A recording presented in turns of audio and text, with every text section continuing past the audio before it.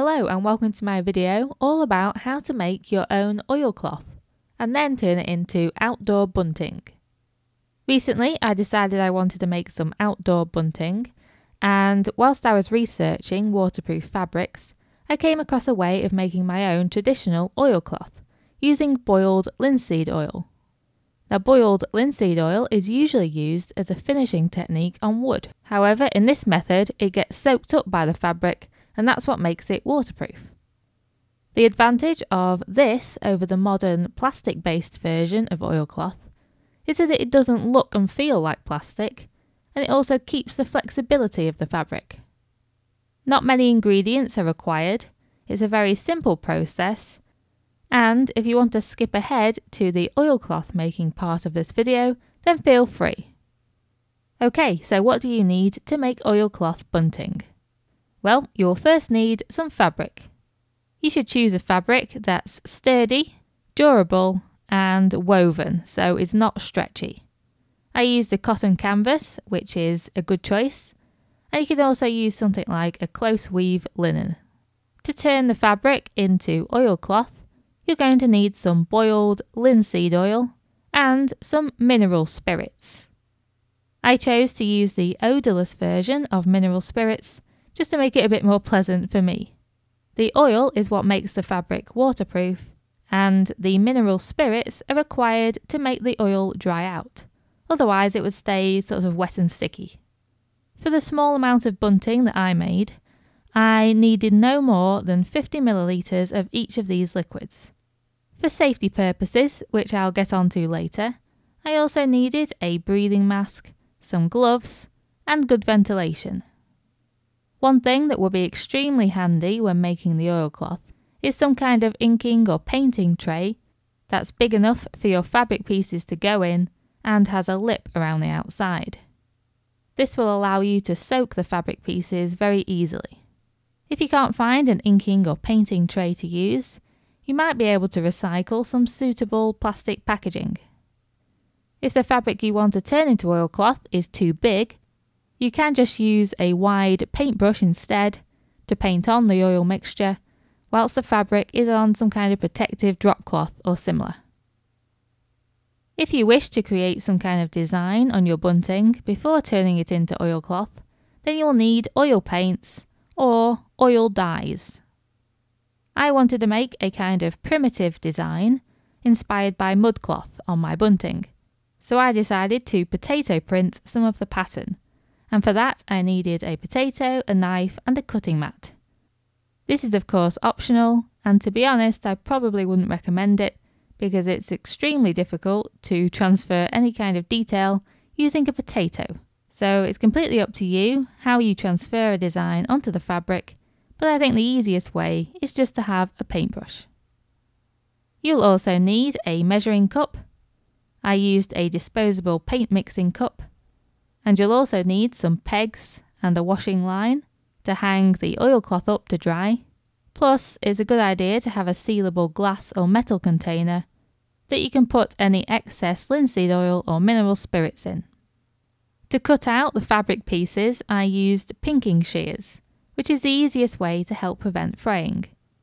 If you don't have pinking shears or you don't want to get them, you could instead choose to hem the bunting with a sewing machine if you want, but of course that would be a bit more time consuming.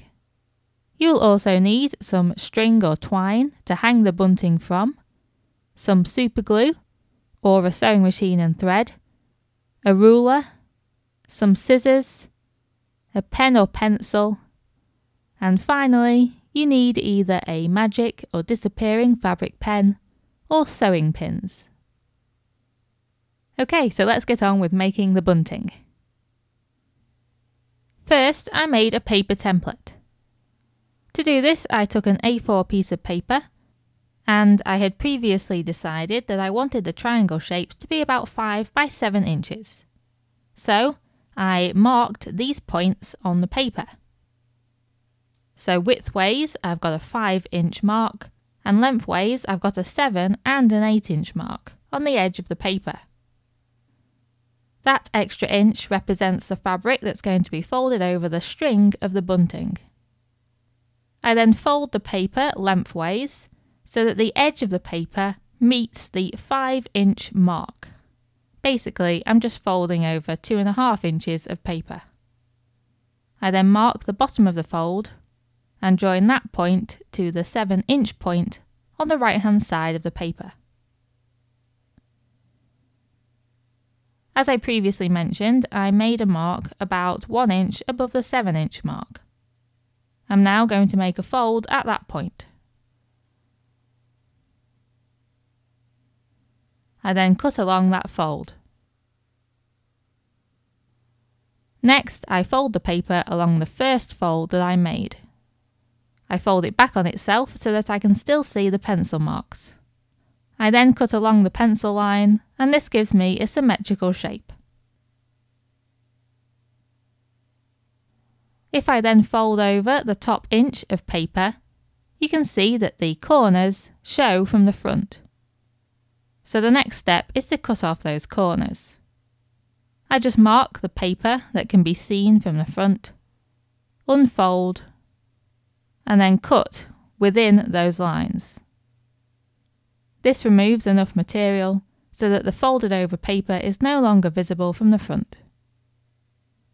And that's the paper template completed. Obviously, the size and the shape of the template is completely up to you. Next, I'm going to use my pinking shears to cut out this shape from the fabric.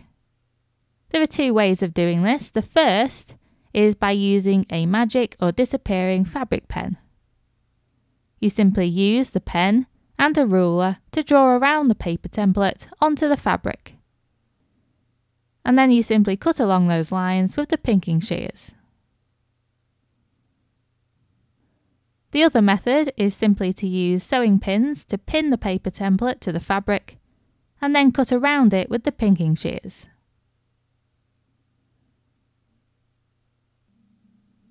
In total, I cut out this shape 7 times. Just try and minimise the wastage of fabric when doing this by cutting the shapes out close together.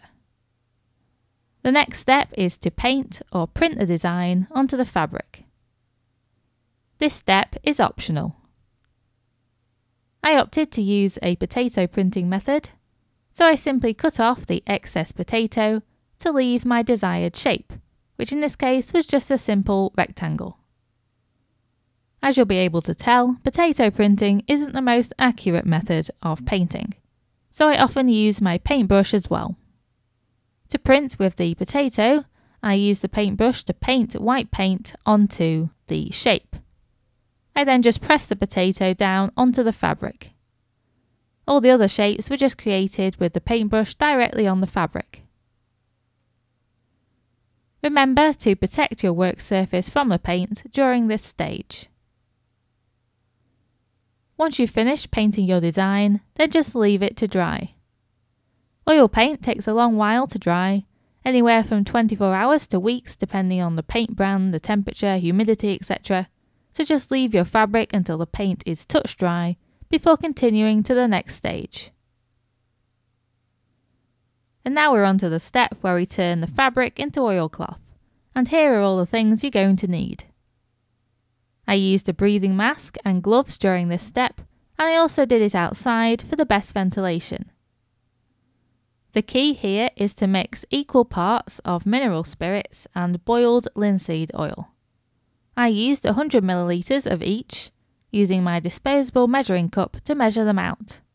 But this turned out to be at least twice as much as I needed. So I would say start with a smaller amount first, because you can always mix more later. So I poured 100 millilitres of each liquid into a glass jar and mixed thoroughly with a lollipop stick. The reason for putting it in a sealable glass or metal container is so that you can keep and store any leftovers for a future project. Of course, always read the instructions on the packaging for more info about safety. To coat the fabric, I use my inking tray and put one of the triangle shapes inside. I then poured some of the liquid mix into the inking tray. As you can see, the liquid is immediately soaked up by the fabric, because you can see the fabric getting darker. I tilted the tray from side to side until all of the fabric was saturated, and then I hung the piece up on the washing line. Do this for every piece of fabric. If you don't have a lipped tray or a big enough tray, you can instead spread the fabric out on a drop cloth and paint the liquid onto it with a wide flat paintbrush. Then just leave the fabric to dry thoroughly outside. This could take anywhere from a day or two to a couple of weeks depending on the weather and the fabric that you used. And now, because we're using boiled linseed oil, I need to do a safety notice interlude. Boiled linseed oil heats up as it dries, and particularly if it's on a piece of material that is being crumpled up or folded, or put in an enclosed space, the heating can be intense and this can cause fire. So it's very important to be careful when you're using boiled linseed oil. I'm now going to list some important things to do. So first, let the fabric dry outside and make sure the fabric is laid out or hung flat, not folded or crumpled up at all.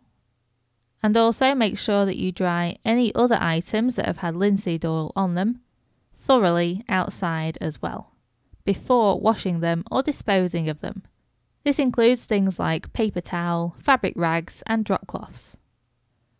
Also, store any remaining liquids in their original containers or in a metal or glass container. Of course, always read the instructions on the packaging. Keep items with linseed oil on away from anything flammable until fully dry. And one more thing is, if it starts raining so you can't store the fabric outside to dry, lay the fabric out flat on a non-flammable surface in a cool room with ventilation until totally dry. And that concludes my safety notice. And now we can move on to assembling the bunting. But first, I just want to demonstrate what oiling the cloth actually does. I've put a couple of drops of water on the cloth, and as you can see, they don't get absorbed. Instead, they just sit on the surface, thus proving that the fabric is now waterproof. To assemble my bunting, all I did was cut a length of twine and lay it across the back of my fabric pieces, just at the top. Then I simply folded over the top 1 inch or so of the fabric pieces and glued them down. To do this, I used UHU general purpose superglue. I tried to not get glue on the twine itself, so that the twine can continue to run through the fabric channel at the top, which means that I can rearrange the bunting easily. If you don't want to glue it, you can of course use a sewing machine instead. Once the glue has dried, the bunting is finished, and you can hang it up outside. Here are a few photos of the finished result. The only effects, apart from waterproofing, of adding the oil are that the fabric darkens and it also gets very slightly heavier and less flexible. But other than that, it keeps the properties of the original fabric. I really hope you've enjoyed this project and thank you very much for watching.